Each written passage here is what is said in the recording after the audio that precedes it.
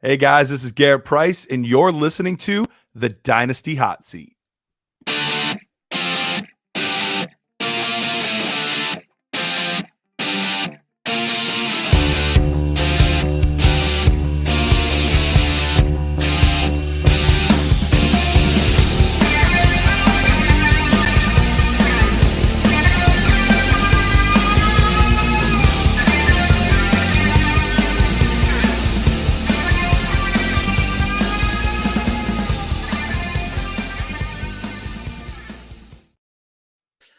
Yes, hello, everybody. Welcome back to the Dynasty Hot Seat, the only Dynasty show that is a certified inferno.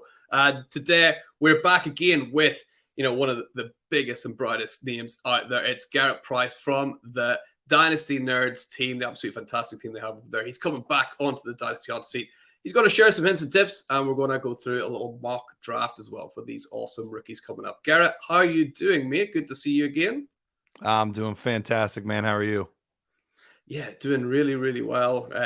Zipped home after work quickly today. We got a bit of a time difference, obviously UK and US, but it's great for you to make some time to hop on to the hot seat. And guys, if you're just joining for the first time, listening for the first time, please, hit on that subscribe button, hit that thumbs up, all of that good stuff. You're definitely going to love this show. It's going to be a great time with Garret, and we're just going to get into it right away. We're going to start off with segment number one. It's the art of war. It's some hints and tips. Garret, these could be linked to rookies if you want. They can be general dynasty hints and tips. It's kind of up to you. So what do you got for us? Yeah, my hint here is going to be tied into a little like self-serving promotion, which sounds bad. I don't mean for it to, but we have the Dynasty Nerds film room, and it's an awesome place to go and like watch all these games. But for me, specifically at the running back position, it is really, really difficult to get a good feel for running backs without being able to watch all 22 film. You can still judge their speed, you can still judge their strength, things like that. But as far as the more nuanced things like vision and patience and different things like that, it's really, really difficult to be able to judge those things without watching all 22 tape. And and if you're newer to it and you're like, I don't even know what I'm looking for, the biggest thing is just familiarize yourself with some of the most basic blocking schemes. And then you'll really have an idea of what the runners are doing, how they're judging their holes, how quickly they're hitting it, all that kind of stuff. So it's a little bit of work, but I think it will really help you in the long run. Yeah, absolutely. Because if you do, things like if you're studying tape and you're watching, like, I don't know, let's like some highlights of the game, they're not going to show you like plays where the running back kind of runs into his blocker, because that's not going to be a highlight, right? So it's good to see the things that they can do like wrong. It kind of highlights the weaknesses more than the strengths. Would you say is that true? Yeah, I mean, it could go either way depending on the player, but yeah, absolutely. You can see more of the miscues that you wouldn't have picked up normally. Yeah, absolutely. So I love that. And yeah, if you're not a member of the Nerd Hut already, definitely worth it. Yeah, for that film room alone, right? But there's loads more on top of that. Absolutely. So yeah, great first tip for us, Garret. What else you got for us? Yeah, as far as the other stuff that I got for you today, we are getting to rookie season, draft season, startup season. We get these different windows of the year, and that's one of my favorite parts about Dynasty is it's not just confined between August and January. You get these you get to do stuff all year round, and there's different times of the year that you can focus on different things. And so one of the things is understanding what time of year you're in and what type of moves you should be making in that time of year. So EK Baller on Twitter, he made a graphic of this once, and I thought it was really helpful to kind of see this. But this time of year, prospects are only going to continue to get more expensive. So these rookie players and their excuse me, their draft picks are only going to get more expensive. So we're about to have the NFL Combine, really expensive there. You're about to have the NFL Draft, really expensive there. And then whenever your rookie draft is, those 3 times of year are the most expensive that rookie picks will ever be. So trying to trade for them now is tough to do. It's not saying you can't Yeah. do it, but you're going to pay more now than you would pay any other time of year. The converse is also true. If you're looking at veteran players right now, this time of year, between now and May, is the cheapest you are ever going to get these veteran players. So it's the life cycle of Dynasty, the time of year we're in right now is the perfect time to go get those veteran players as opposed to trying to trade for draft picks, because this will be the cheapest you'll get them. Yeah, absolutely agree. I've had some people on before. I believe it was maybe Marvin Eloquent, who I think is a Dynasty Nerds team member. He was talking about describing it as like a pendulum of value, and like the pendulum swings from one side to the other depending on what year it is, and you want to catch it at the right side. You don't want to be caught when it's at its low, at its highest point. You want to catch those players right at their lowest point in the pendulum and pick them up at at a good price. So yeah, absolutely agree with that. And Garrett, have you got one more for us, or do you want to swing right into our mock drafts? Those were the two that I had prepared for today. So Sweet, that sounds great. Let's pull up our little mock draft then, Garrett, shall we? Let's let's have a do it. look. We got loaded up. It's all 2023 rookies. It's a super flex mock draft. Now, how much of a difference that will make with the number one pick, we'll have to wait and find out. But we are ready to go here. We're going to make all the picks, and we're going to see how long we go for. And we're going to start off with pick one of the first round. Garrett, are you doing anything controversial, or are you going to say the name everyone expects? Yeah, it's Bijan. It is.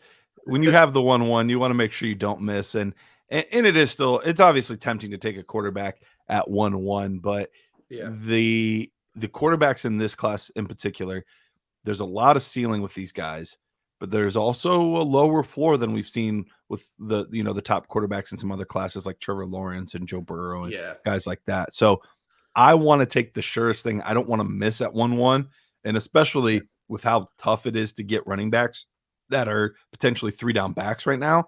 I think you got to Mm. go Bijan 1-1. Do you foresee anything happening? Like, CJ Stroud gets the dream landing spot and Bijan, ends up, I don't know, somehow on the Colts with Jonathan Taylor, right? Do you foresee any situation where Bijan isn't the 1-1 here? Yeah, nothing that's realistic. Yeah. Bijan falls to the third round. Okay, yeah, maybe, or something ridiculous. But Yeah. all of the things that are within reason, I think it's going to be. I think it's going to be Bijan 1-1. Yeah, absolutely agree. I think he's locked in across the board at 1-1. So the real draft begins here, right? So who have you got Correct. at 102 then? Yeah, and super this becomes really interesting Yeah. because you can make arguments for 4 or 5 guys at, Yeah. at the 1-2. If you're going to avoid quarterback again, you could look at Gibbs. Gibbs is a really talented player. For Yeah. me, I would be going quarterback here, but there's a good argument to be made for Bryce Young. He'll probably be the first quarterback off the board. CJ Stroud, which is probably, of all of these quarterbacks, probably the safest one. Yeah. Or Will Levis, which there's rumors that he could end up going above any of these guys. And then there's still that crazy dark horse opportunity that Anthony Richardson could jump them Yeah. all, and a team could just fall in love with all of the different things that he offers. So I'm probably going to play it safe though. Take the guy that I think is the safest quarterback. I'm going to go CJ Stroud here at 1-2. Yeah, absolutely. CJ Stroud is my quarterback one in this class as well. But I'll be looking forward to chatting to you about CJ Stroud. Obviously, you're an Ohio State fan and Mm-hmm. following quite closely. Do you think, I know he did showed it in that kind of last game, do you think he's got that rushing upside and maybe just didn't show it as much at Ohio State and he could actually do it with his legs? Are you thinking we're not seeing the full potential of CJ Stroud yet? I think he can run a little bit more than we traditionally saw in college. It's funny because coming out, everybody knew that Justin Fields was Yeah. a good runner, but not to the level that we saw in the NFL. Because Ohio State did a good job of really having him focus on passing and getting the ball out. So I think we could see maybe a slight elevation, but he's never going to be a running quarterback. I think he's going to be mobile enough to get you 250, 300 yards a season, but that's it. It's not going to be, one of those Konami code type quarterbacks. Almost like I mean, obviously the passing game not the same, but almost like a Patrick Mahomes kind of, right? He can do it like with his Mhm. legs when he really needs to, right? But he's really a passer at heart. Exactly. Love it. Okay, right. So let's get CJ Stroud locked in at 2 then. What about pick number 3? You staying quarterback in Superflex? You going elsewhere? What are you thinking? Yeah, let's stick with quarterback, and we'll take the guy that's going to probably be the first off the board, and Bryce Young. Yeah, Looks like he's more than likely going to be going to the Texans at 2. Maybe a team trades up to 1 to get him. But either way, I think he's probably the one that's going to go the earliest. yeah, It's just tough to know what kind of situation he's going to end up finding himself in. So we'll see how all of it goes. I know there's some real question marks about his size. Is he actually smaller than Kyler potentially? So yeah.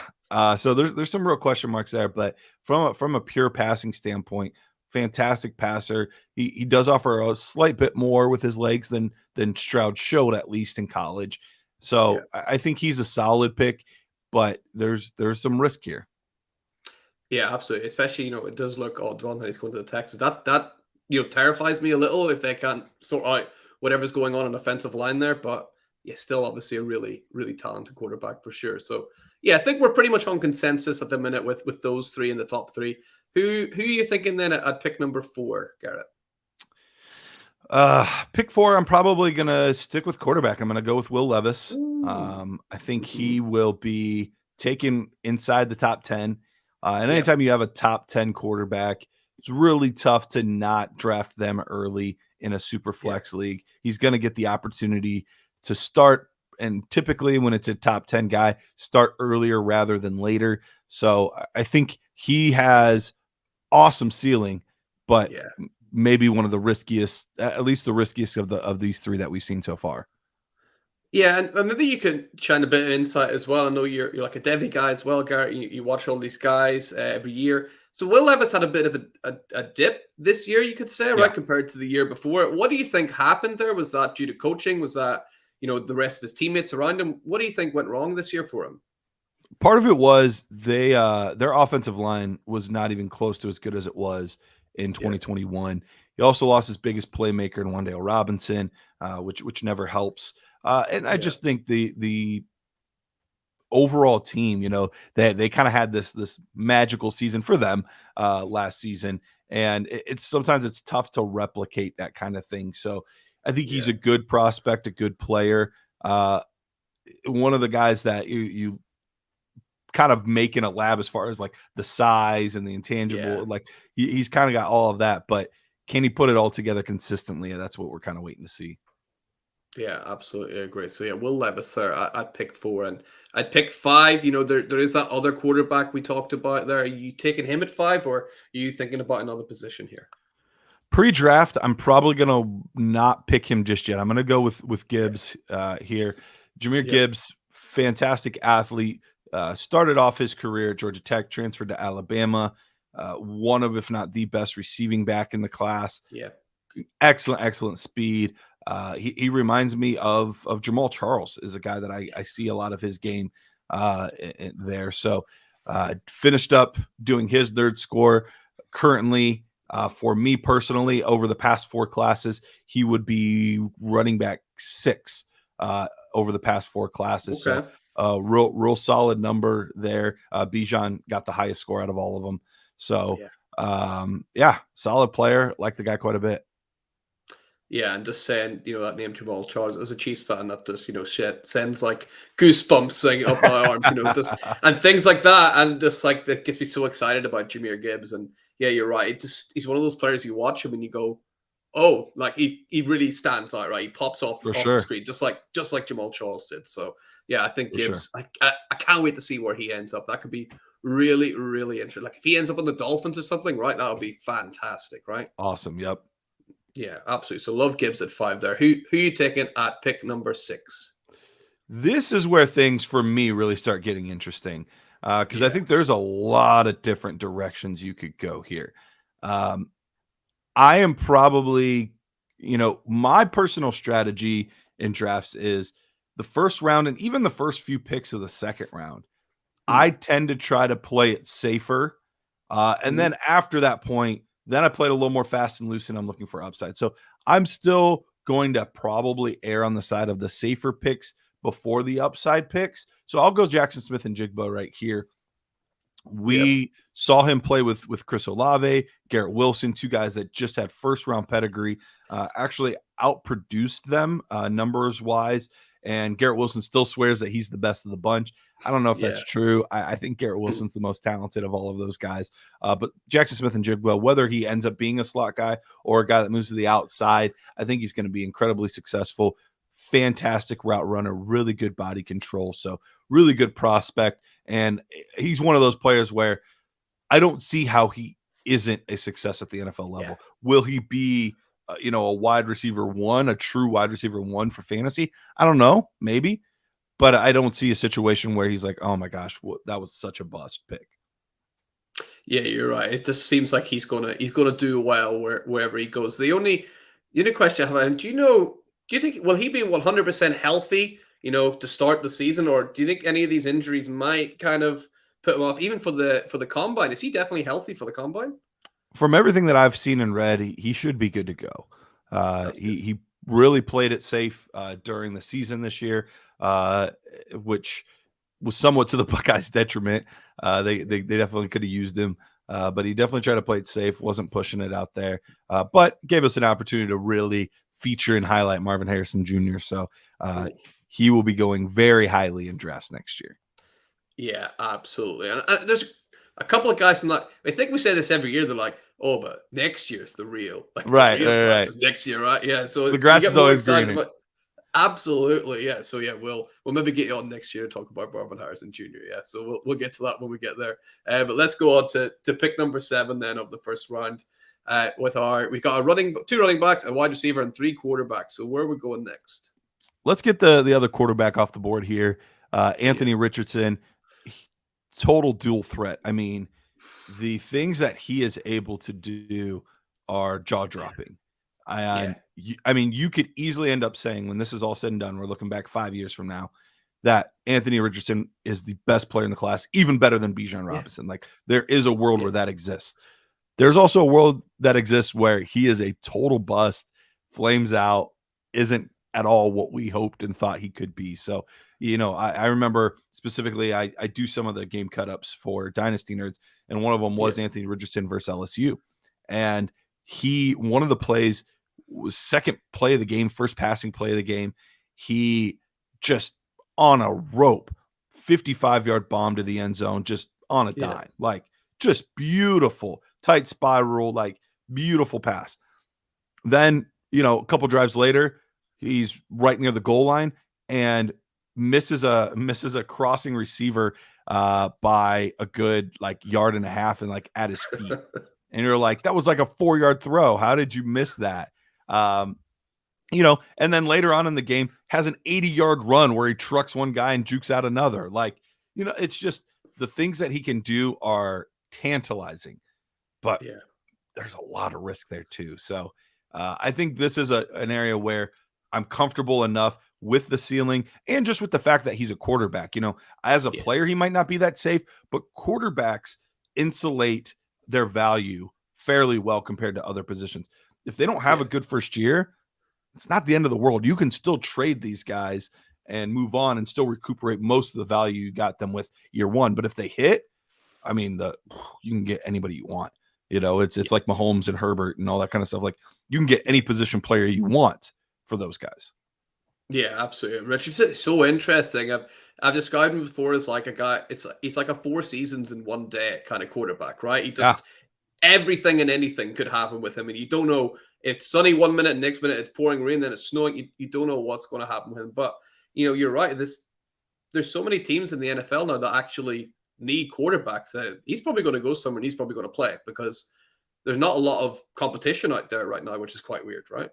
no, there's not. He's going to play, and I think earlier than we expect. I I wouldn't think so. mind having him sit. Go to a team like Seattle and sit for a year Yeah. behind Geno or something like that. I would be totally fine with that. But chances are, you're right. He's probably going to get taken somewhere, and they're going to want him to play quickly. Yeah, absolutely. So getting the starting quarterback at 1-7, great value there. So who are you taking at 1-8 then? At 1-8, there's a lot of different directions we could go here. I'm probably going to go with Jordan Addison. Jordan Yeah, Addison, wide receiver, USC, guy that transferred from Pitt, just does everything the right way. Uh, Yeah. Good route runner, gets open, good speed, good hands, like just does everything the right way. And I tend to gravitate towards receivers like that, that just, that was part of the reason I fell in love with a guy that, could have been his teammate had it been not so far apart in years, but Amon-Ra St. Brown, a guy Yeah. that just wasn't the peak, 6'3" and can jump out of the gym and that kind of stuff, but did everything the right way, smart, got open, and Jordan Addison's that way too. I think he's faster, obviously, Yeah. than Amon-Ra St. Brown, and they're not built exactly the same, but just those some of those things reminded me of him, just with how he's just such a clean prospect. Yeah, he's kind of the same. We kind of touched upon with Jackson Smith and Jigba. It's just like I don't see how Jordan Addison doesn't go into a team and doesn't just do well Yeah. because he just seems he's got all the fundamentals you need. He's got everything polished off really nicely. I think he'll go in. He seems a smart kid as well. He'll listen to his coaches. Yeah, I think he'll succeed no matter where he goes. So I love getting Jordan Addison there at pick number 8 there. So who are we moving on to at pick number 9 of the first round? Pick 9. Let's go ahead and go with Quentin Johnston. This Yeah. guy, speed, absolute speed, size. Yep. He's kind of the Will Levis of the wide receivers. Yeah. He's got all of the things that you look for, but there's enough question marks of times where he just kind of disappeared for a game or two. Yeah. Doesn't have the most sure hands, but he can make spectacular catches, but it's not always consistent. Does doesn't high point as well as you would want for somebody of his size, so doesn't utilize his size in that way like I would hope as much. So, man, ceiling is incredible on this guy, and it's just I couldn't let him fall any farther, but it's Yeah. just tough to justify the risk.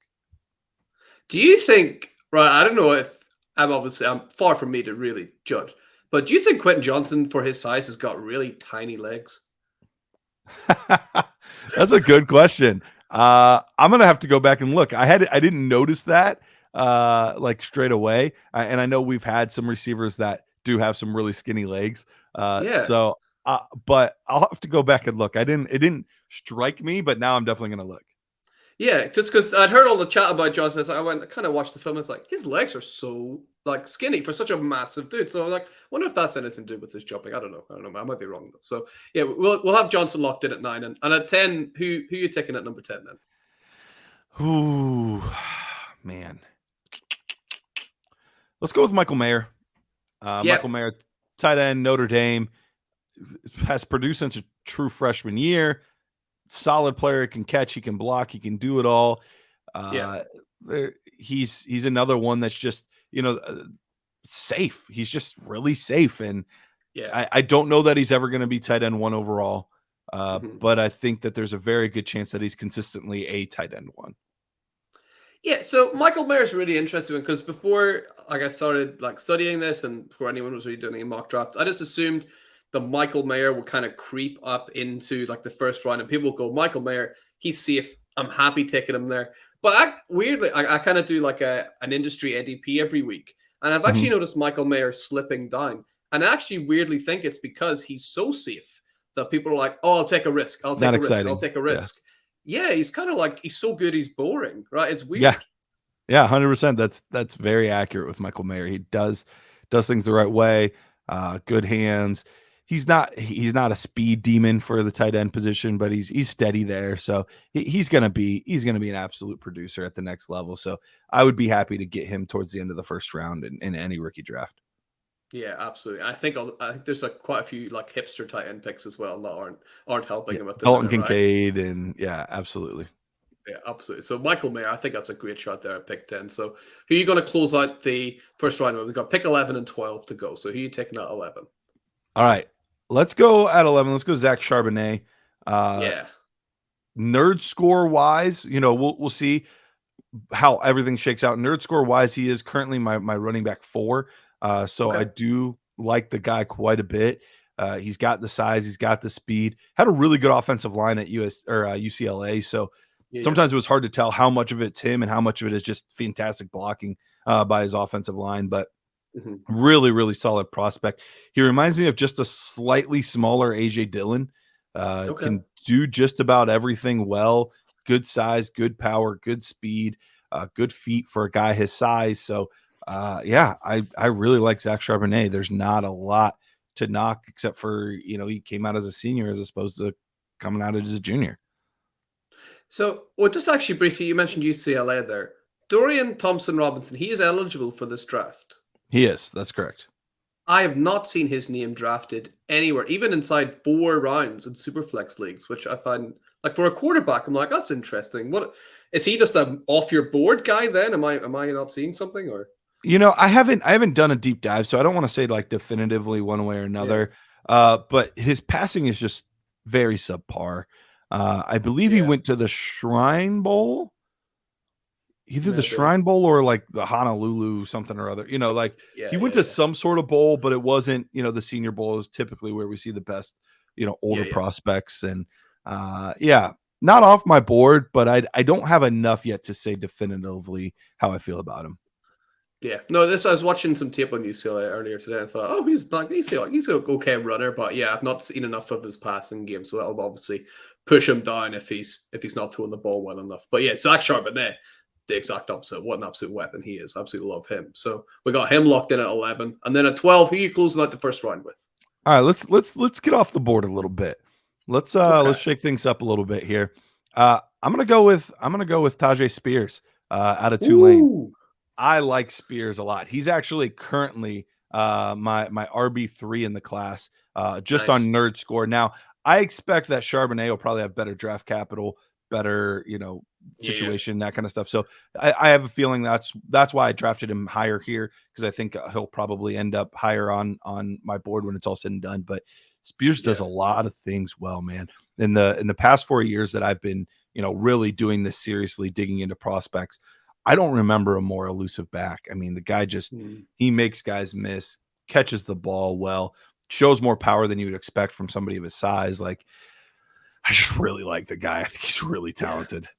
Yeah, and it's at the size, obviously, like that is something that everyone's going to go to. Like I think Tajay Spears, like he's even at the minute anyway, 10 pounds lighter than even like James Cook was, so like 25 pounds lighter than like an Alvin Kamara, like this typically like smaller back. So, do you think he's going to bulk up to try and like silence people now, or is he like, you know what, it's working well at 190 pounds, I'm going to stay there? What do you think Well, his I tactic don't know is? if you heard Senior Bowl. He did. He was up to Oh, 204 at the Senior Bowl.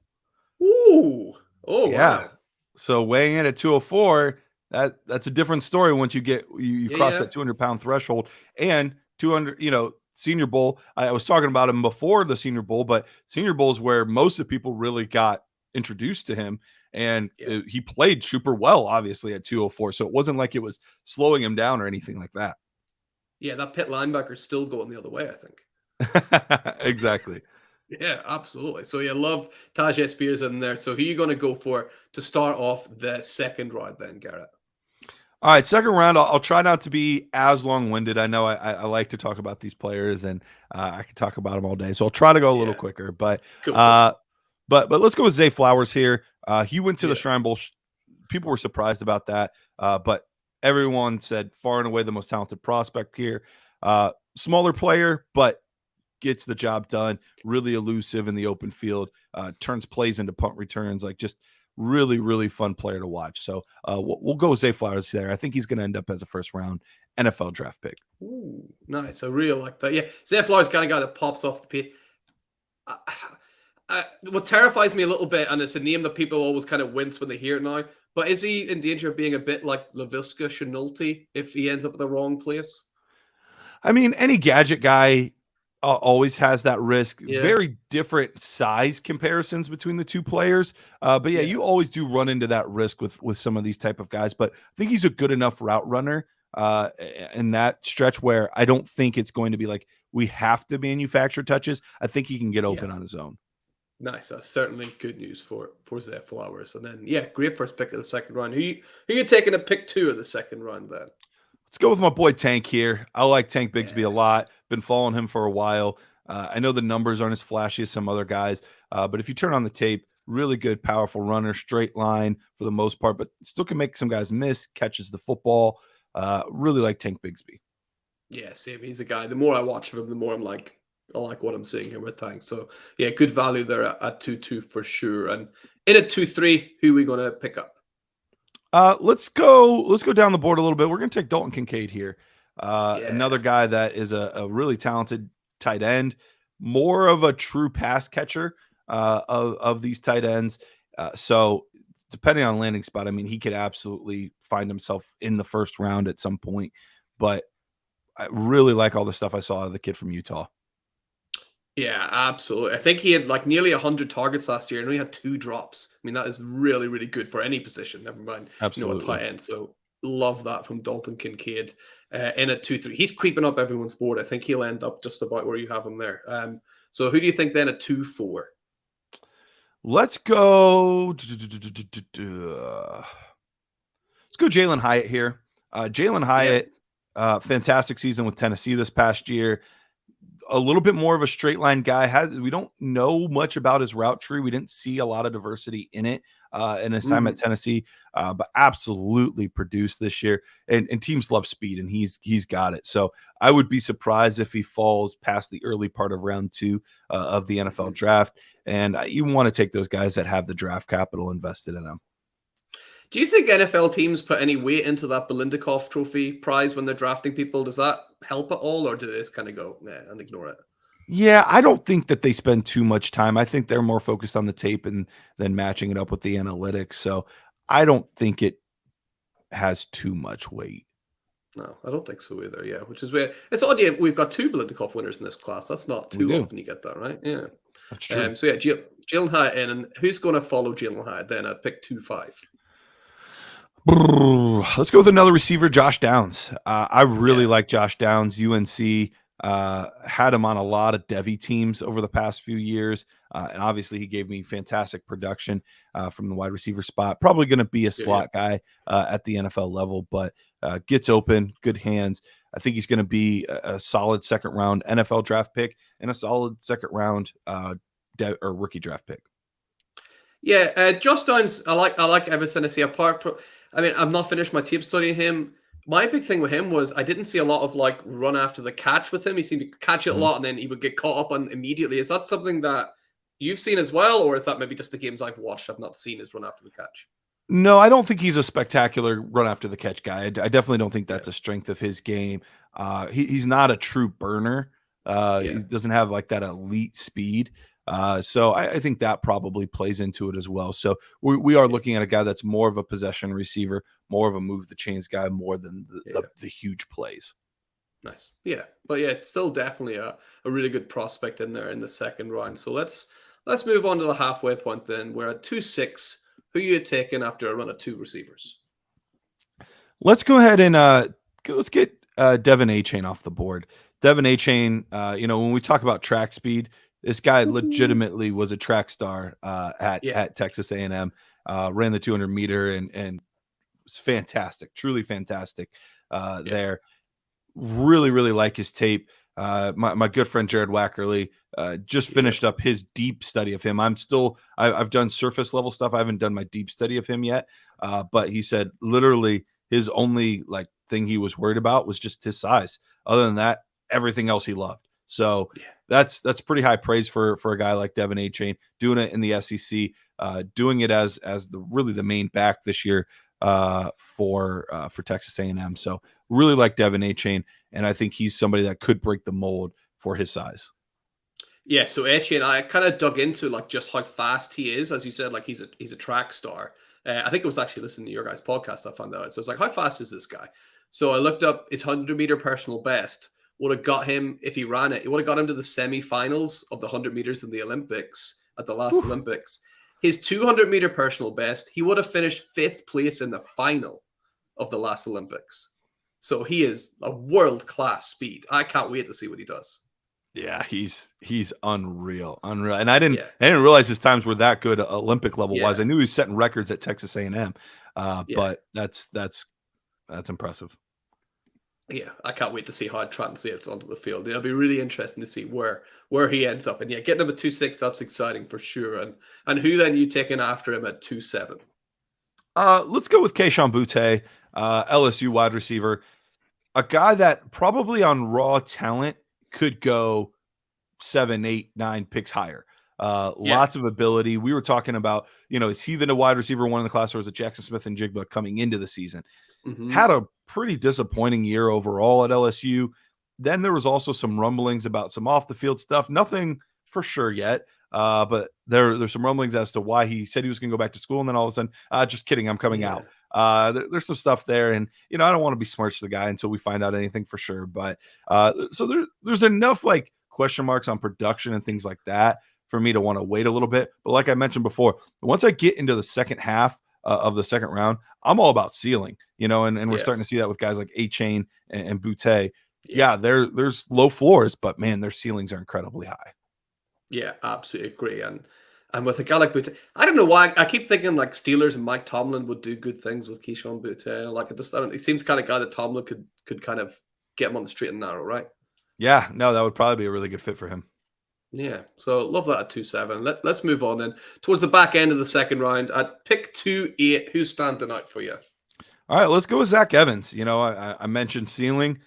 Zach Evans' ceiling is incredible. He was actually for most of their high school career, he was actually Yeah. the number one back in the class, not Bijan Robinson. It wasn't until the very end where Bijan Robinson leapfrogged him and became the number one back in the class. So that just shows you how talented on raw ability alone Zach Evans is. However, Yeah. there's a lot of question marks with Zach Evans. He reminds me a lot. My evaluation of him reminds me a lot of my evaluation of Cam Akers, where you see the Mm, potential, you see what could be. You're like, man, there's a lot here to work with, but there's also a lot of bad habits. There's also, some inconsistencies. So it's what Zach Evans are we going to end up getting? And my guess is with me taking him here at 2-8, I'm not going to get him in most drafts because I think people are going to same. take him before this point. So I'm okay with that unless I see him go, at pick 44 overall, early second round or Yeah. something like that. That'll change things. Make me want to go back into the film room, watch more tape. What am I missing here? Why do people like him so much? But as of right now, there's enough inconsistencies to want to put him back here. But man, ceiling is absolutely tantalizing. I can't blame Yeah. anyone for really liking him. Yeah, and he lost a lot of time to Quishon Judkins this year as well. Is that because Judkins is like a real special kind of talent, or is it because of those mistakes Zach Evans was making? I think Judkins just produced at an absurd level this year, and so I definitely Yeah. think that's part of it. But that is something that I'm curious about is why has Evans never been the main guy, whether it was Yeah. at TCU, whether it was at Ole Miss, like why has he always been sharing a backfield? If he's this otherworldly talent, why do we keep seeing that over and over? So, and you know what? Sometimes that just happens. There are Georgia that happens with all of their backs. Javonte Yeah. Williams shared time with Michael Carter, like so. And maybe it's just a situation where Kendry Miller and Judkins are just that talented where they needed to be on the field too. And we Yeah. won't know that for sure for a couple of years still, but that's another possibility as well. Yeah, maybe we'll have to. Yeah, you're right. We'll have to wait and see. And yeah, his draft capital is going to be really important for me to see what other teams think about him. Yeah, completely agree. So let's move on to pick 2-9 then, and who are we going to take? A Kendrick Miller, who you just talked about, sitting at the top of the board there. You going with him? You going somewhere else? Yeah, no, that's exactly where I'm going. I'm taking him next. Yeah, yeah, When you talk about a size speed combo, really good size, real good speed. I mean, he can do a lot of things really well. I was surprised how good his hands were out of the backfield. I really liked his receiving yeah, ability. So I was really impressed with what I saw out of Miller, and he got a solid nerd score for me. Right, currently he's running back 6. Currently for me as far as just his tape nice. goes. So I was a fan of his. So just if I can indulge myself just quickly, Garrett, actually. So I in my notes I thought Kendrick Miller, good contact balance for his size. And your nerd score, is that what you're seeing, or Yeah, no, am I not? I'll give you the exact number right now. Let me see. So for contact balance, and this is on a scale of 1 to 10, Yeah. I had it at an 8.5. So that's a very Ooh. high score for contact balance for Kendrick Miller. Oh, nice. Okay, so I'm not doing things completely awfully then when I'm taking notes. That's good to Not at hear. You're all. in agreement. And Good. that is literally the highest mark I gave him out of all of his marks. Ooh, That was highest. The second highest was breaking tackles at an yeah, 8, yeah. and then vision at 7.5. Were his Nice. three highest marks. Awesome. Yeah, I like me some Kendrick Miller. I think I'm gonna get. He's gonna be a guy I think I'll come away with a lot of, which would be good for me, hopefully. So let's run things off. We've got three more picks at 210 after Kendrick Miller. Who's joining him? Let's go ahead and go with Roshan Johnson here, and this is based on projections for me because I actually have not done my deep study of him, Yeah, but the limited tape I keep watching, I keep being drawn back into him, drawn back into him, drawn back into him. okay. And another one that just size is absolutely there. Speed seems to be there. Not like a true burner, but solid Yeah, speed for a guy of his size.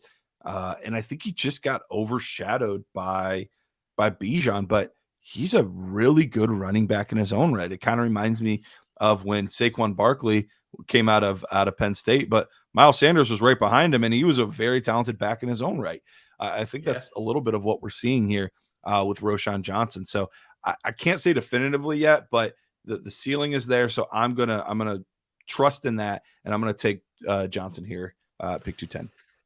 Yeah, I like Roshan. My only like pause with Roshan Johnson really is, how much time is he spending playing against that, those first team players, or how much time is he in, at the end of the game if they're taking Bijan out and he's going up against second string players? I mean, how much did Sure. Texas use him against like the best opponent possible, if that makes sense? Yeah, and they did spell Bijan, so that's who would go in when he was spelled, Yeah. obviously. So there were times where it was end of games, but they didn't have a ton of blowout situations this year Yeah. at Texas. So I think most of his reps are pretty legitimate Nice. reps. Nice. That's good. That's good to hear for when I'm diving into that Dynasty Nerds film room, right, Garrett? Absolutely. Yeah. So we got two more to go then. Pick 211. Who you taking as your penultimate pick?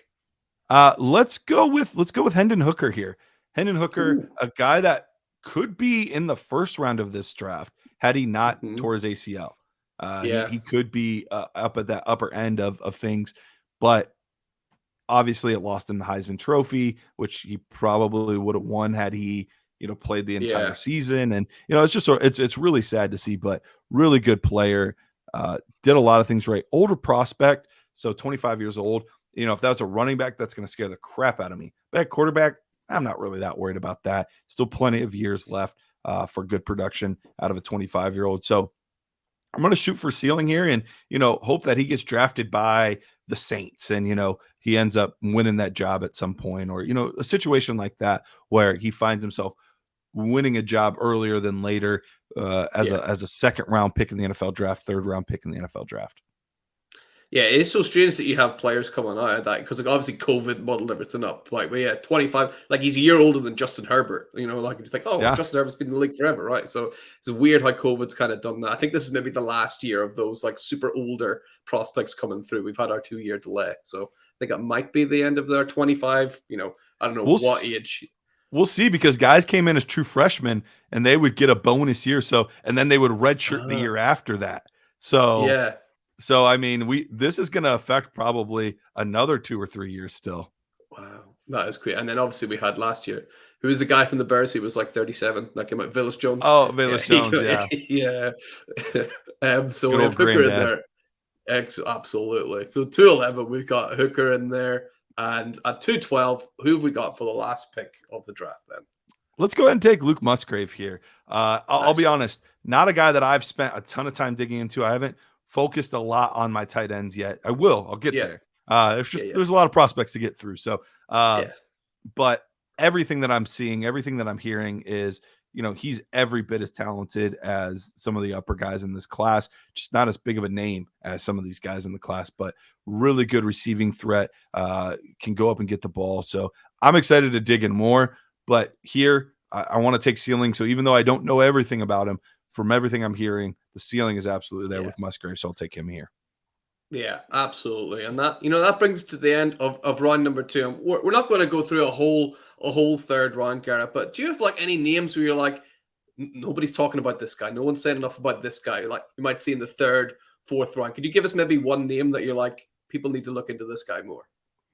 Yeah, yeah. There's a few guys that I think are really interesting players that I do want to dig into more. One of them that I tend to like, and I'm still working through all of his tape, but every time I just keep coming back to him, and I know he's a little bit of an older prospect, but I liked him at his time at Tennessee, and I liked this last year at Oklahoma as Eric Gray. He's got the size, he's got the speed, Yep. not as productive as we would have wanted, but Hmm.